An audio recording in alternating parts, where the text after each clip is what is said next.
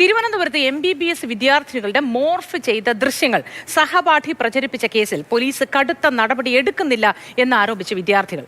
പ്രതിയായ വയനാട് സ്വദേശിയായ ഏബലിന് കോടതി ജാമ്യം അനുവദിച്ചിരുന്നു. ഓരോരുത്തരുടെയും പരാതിയിൽ പ്രത്യേകം FIR ഇടണം എന്നാണ് വിദ്യാർത്ഥികളുടെ ആവശ്യം. ഇന്ദുലേഖ രേണു വിവരങ്ങളുമായി നമുക്കൊപ്പം ചേരുന്നുണ്ട്. Indulekha, good morning. ഈ സംഭവത്തിൽ ആളിപ്പോൾ ജാമ്യത്തിലാണ്. വിദ്യാർത്ഥിനികളുടെ പരാതിയിൽ പ്രത്യേകം FIR ഇടുന്നതിൽ എന്തെങ്കിലും നിയമപരമായ സാങ്കേതികമായ തടസ്സമുണ്ടോ? എന്തുകൊണ്ടാണ് അത് ചെയ്യാത്തത്?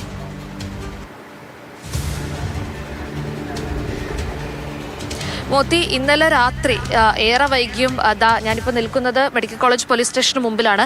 ഇവിടെ തടിച്ചുകൂടിയിരിക്കുകയായിരുന്നു MBBS വിദ്യാർത്ഥികൾ എന്ന് തന്നെ പറയാം. 2 ദിവസങ്ങൾക്ക് മുൻപാണ് ഇത് കേസായിട്ട് രജിസ്റ്റർ ചെയ്യുന്നതും. ആബേൽ എന്ന് പറയുന്ന തിരുവനന്തപുരം മെഡിക്കൽ കോളേജിലെ 3ാം വർഷ MBBS വിദ്യാർത്ഥിനെ പോലീസ് കസ്റ്റഡിയിലെടുക്കുന്നതും കൂടെ പഠിക്കുന്ന സഹപാഠികളുടെ ചിത്രങ്ങൾ പകർത്തുകയും അത് മോർഫ് ചെയ്ത് സാമൂഹ്യ മാധ്യമങ്ങളിലൂടെ അടക്കം പ്രചരിപ്പിക്കുകയും ചെയ്തു എന്നായിരുന്നു ആബേലിനെതിരെ ലഭിച്ചിരുന്ന പരാതി. അപ്പോൾ പോലീസ് എന്താണ് ചെയ്തതെന്ന് വെച്ചാൽ ആദ്യം 1-2 പേരുടെ പരാതി കേട്ട് അതിലൊരു FIR എടുത്ത് അതിലാണ് ആബേലിനെ പിടിക്കുന്നത്.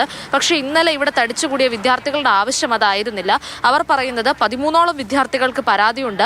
ഈ 13ഓളം വിദ്യാർത്ഥികളുടെ പരാതിയും കേട്ട് വെവ്വേറെ FIRകൾ രജിസ്റ്റർ ചെയ്ത് ആബേലിനെതിരെയുള്ള കേസ് ശക്തിപ്പെടുത്തണമെന്നായിരുന്നു. നിലവിൽ ആബേൽ പുറത്താണുള്ളത്, ജാമ്യത്തിൽ പുറത്തിറങ്ങിയിട്ടുണ്ട്. അപ്പോൾ അതാണ് വിദ്യാർത്ഥികളെ ഏറ്റവും കൂടുതൽ ചൊടിപ്പിച്ചത്. കാരണം സ്വന്തം സഹപാഠികളോട് കൂടെ ഇരുന്നു പഠിക്കുന്ന വിദ്യാർത്ഥികളോട് ഇത്രയും ഹീനമായ പ്രവൃത്തി ചെയ്ത ഒരാൾ, അയാൾ ഈ ഡോക്ടർ കുപ്പായം അണിയാനോ അതോ ഈ ഒരു ജോലിയിൽ തുടരാനോ യോഗ്യനായിട്ടുള്ള ഒരാളല്ല. അപ്പം അങ്ങനെയുള്ള ഒരാൾക്കെതിരെ എടുത്ത കേസുകൾ തീർത്തും ബലമുള്ളതല്ല. അതുകൊണ്ട് തന്നെയാണ് അയാൾക്ക് അത്രയും വേഗത്തിൽ തന്നെ കസ്റ്റഡിയിലെടുത്ത് 24 മണിക്കൂറിനുള്ളിൽ തന്നെ അയാൾക്ക് പുറത്തേക്ക് ഇറങ്ങാൻ സാധിച്ചത്. അപ്പോൾ ആ ഒരു സാഹചര്യത്തെ മാറ്റണം.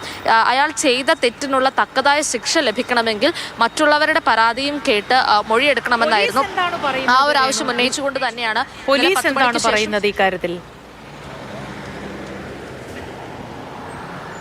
ഞാനിപ്പോൾ ഇവിടെ വന്ന് പോലീസ് ഉദ്യോഗസ്ഥനോട് സംസാരിച്ചിരുന്നു. അപ്പോൾ അവർ പറയുന്നത് എന്താണെന്ന് വെച്ചാൽ ഇന്നലെ രാത്രിയിൽ വിദ്യാർത്ഥികളുടെ സമരം കടുത്തപ്പോഴത്തേക്കും പോലീസ് അവരുടെ ഒരു സമീപനം മാറ്റി. ആദ്യം അവർ പറഞ്ഞിരുന്നത് 2 FIRകൾ എടുത്തല്ലോ, അല്ലെങ്കിൽ 2 കേസുകൾ രജിസ്റ്റർ ചെയ്തിട്ടുണ്ടല്ലോ, അത് മതി, വീണ്ടും എന്തിനാണ് കേസ് എടുക്കുന്നതെന്നായിരുന്നു ഇവരുടെ ചോദ്യം. പക്ഷേ വിദ്യാർത്ഥികളുടെ ആവശ്യവും ഇന്നലത്തെ ശക്തമായ പ്രതിഷേധവും മാനിച്ച് ഇന്നലെ രാത്രി ഏറെ വൈകി ഇവിടെ വിദ്യാർത്ഥികളെ ആർക്കൊക്കെയാണോ പരാതി അവരുടെയൊക്കെ മൊഴിയെടുക്കുവാനും അവരുടെയൊക്കെ പരാതി കേൾക്കുവാനും പോലീസ് തയ്യാറായി. ഇന്ന് പുലർച്ചെ 5 മണിയോട് കൂടി തന്നെയാണ് ഇവിടെ നിന്നും ഏകദേശം പൂർണ്ണമായും വിദ്യാർത്ഥികളൊക്കെ മാറിയത് എന്ന് തന്നെ പറയാം.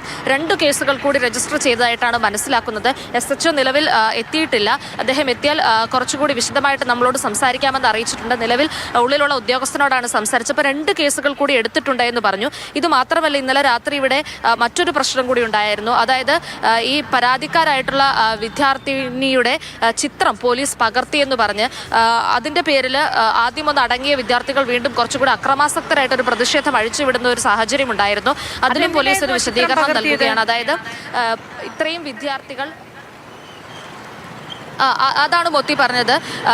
ഇവിടെ ഇന്നലെ വിദ്യാർത്ഥികൾ, ഞാൻ പറഞ്ഞല്ലോ, അത്രത്തോളം അക്രമാസക്തരായിട്ട് ശക്തമായ രീതിയിലായിരുന്നു അവരൊരു പ്രതിഷേധ സമരവുമായിട്ട് എത്തിയിരുന്നത്. അപ്പോൾ ഒരു മോബ് പോലീസ് സ്റ്റേഷനിലേക്ക് ഇടിച്ചു കയറാൻ ശ്രമിക്കുന്നു എന്ന് കാണിക്കുന്നതിന് വേണ്ടി വിദ്യാർത്ഥികളുടെ വിഷ്വൽസ് പോലീസ് മൊബൈലിൽ ചിത്രീകരിച്ചപ്പോൾ പരാതിക്കാരിയായിരുന്ന വിദ്യാർത്ഥിനിയുടെ ചിത്രവും അതിൽ ഉൾപ്പെട്ടു പോയി. അവരും അതിൽ ഉൾപ്പെട്ടിരുന്നു. അപ്പം മറ്റേതെങ്കിലും തരത്തിൽ എടുത്തതാണോ എന്ന് വിദ്യാർത്ഥികൾ പരിഭ്രാന്തരായി പോയിരുന്നു. അപ്പോൾ അതുകൊണ്ട് ഈ ദൃശ്യങ്ങൾ ഡിലീറ്റ് ചെയ്യണമെന്നും വിഷ്വൽസ് എടുത്ത പോലീസുകാരൻ വിദ്യാർത്ഥികളോട് പൊതുമധ്യത്തിൽ മാപ്പ് പറയണമെന്നും പറഞ്ഞ് വിദ്യാർത്ഥികൾ ഇന്നലെ ശക്തമായ രീതിയിൽ ഇവിടെ മുദ്രാവാക്യം വിളിക്കുകയും അതുപോലെ തന്നെ പ്രതിഷേധിക്കുകയും ചെയ്തിരുന്നു.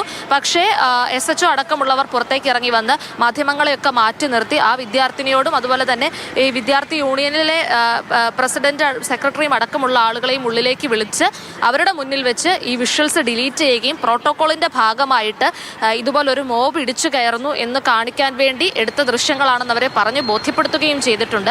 എന്തായാലും ആ ദൃശ്യങ്ങൾ ഡിലീറ്റ് ചെയ്തിട്ടുണ്ട് നിലവിൽ ഫോണിൽ നിന്ന്. കുട്ടികൾ പരിഭ്രാന്തരായി പോയത് എന്താണെന്ന് വെച്ചാൽ ഓൾറെഡി ഇവർക്ക് ഈ മോർഫ് ചെയ്ത ചിത്രങ്ങളുടെ പേരിലൊക്കെ പെൺകുട്ടികൾ വളരെയധികം ടെൻഷനിലും പരിഭ്രാന്തിയിലും ഒക്കെ ആയിരുന്നു. ആ കൂട്ടത്തിൽ പോലീസ് കൂടി ഇത്തരം ദൃശ്യങ്ങൾ എടുത്തപ്പോൾ ഇവർക്കിത് ഏതെങ്കിലും വിധത്തിൽ ലീക്ക് ചെയ്യപ്പെടുകയോ മറ്റാരുടെയെങ്കിലും കയ്യിലേക്ക് കൈമാറ്റം ചെയ്യപ്പെടുകയോ ചെയ്യുമോ എന്ന് സംശയിച്ചു പോയി. സ്വാഭാവികമായിരുന്നു ആ കുട്ടികളുടെ ടെൻഷൻ എന്ന് പറയുന്നത്. മാത്രമല്ല, വിദ്യാർത്ഥികളുടെ ആവശ്യം തികച്ചും ന്യായമായിരുന്നു.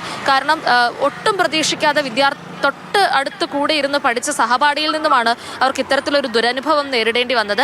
എന്തായാലും ഞാനിപ്പോൾ ആരുടെയെങ്കിലും പ്രതികരണം എടുക്കാൻ രാവിലെ മുതൽ നമ്മൾ ശ്രമിക്കുകയായിരുന്നു വിദ്യാർത്ഥികളുടെ. അപ്പോൾ അവരെല്ലാം പറയുന്നത് ഇന്ന് പുലർച്ചെ ഒരു 5 മണിയോട് കൂടിയാണ് അവർ ഇവിടെ നിന്നും മടങ്ങിയത്.